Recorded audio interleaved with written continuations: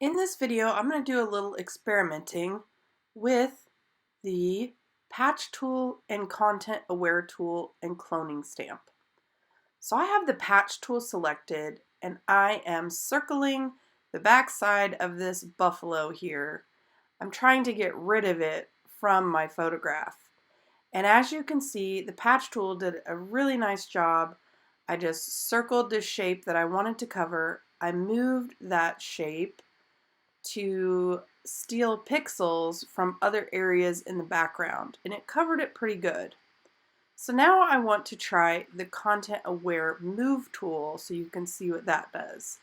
So I'm going to circle the back side of that buffalo again, and now if I move the selected area, you'll see what happens.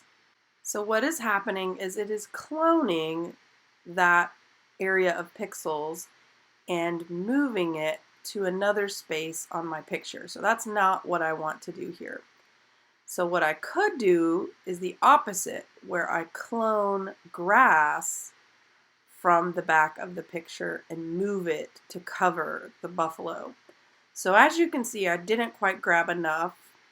The content aware move tool truly could be used to clone something and move it like an object, but it also could be used to clone and move just colored pixels to help cover something up like a patch. So you can see here I'm just kind of quickly roughing in some grass patches to cover up the background distractions that I had in this image.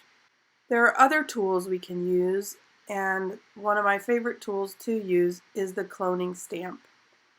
The cloning stamp utilizes pixels from other places in your image and moves them to a new place. So it is cloning and stamping pixels from one place to another. So what I'm using the cloning stamp for right now is I'm cloning different areas of grass and flowers, the wildflowers, and I am trying to smooth out the edges of those patches I just made to cover that buffalo so they didn't look so fake.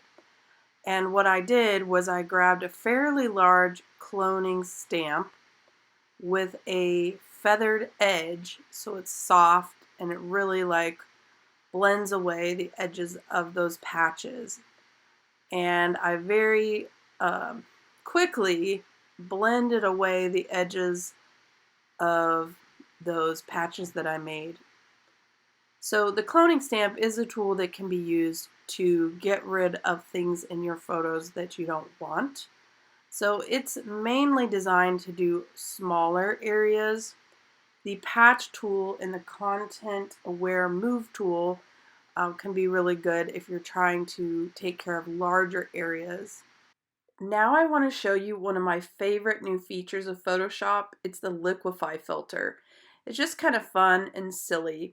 So go to filter and then select liquify, and you get a dialog box that pops up, and you have all sorts of settings where you can expand, contract, you can select different brush styles and types.